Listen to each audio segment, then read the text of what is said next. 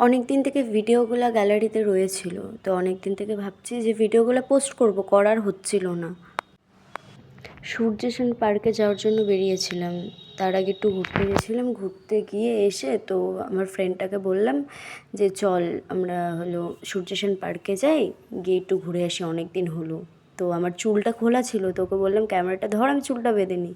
তো ওর সাথে বেরাচ্ছিলাম, তো তারপর একটু আমার ভিডিও নিচ্ছিল। তারপর টিকিট কাউন্টারে গিয়ে টিকিটটা কেটে নিলাম। টিকিটটা আমার ভিডিওটা ভালো করে করতেও দিচ্ছিল না। আর ওকে বলছিলাম দেখ ওটা তুই, তোর মতনই লাগছে অনেকটা দেখতে। বলে ওকে ঠিক আছে।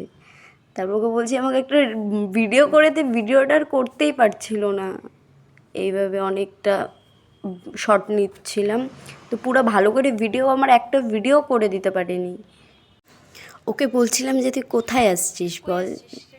বলে কি সূর্যসেন পার্কে। আমি বলছি কি কী করতে আসছিস, ওর সাথে একটু ইয়ার্কি করছিলাম। তো তখন ও কি বলে শুনে নাও। ভিডিওটার পুরো কমপ্লিট হয়নি, কেমন লাগলো বলবে, আর ভুল হলে সরি।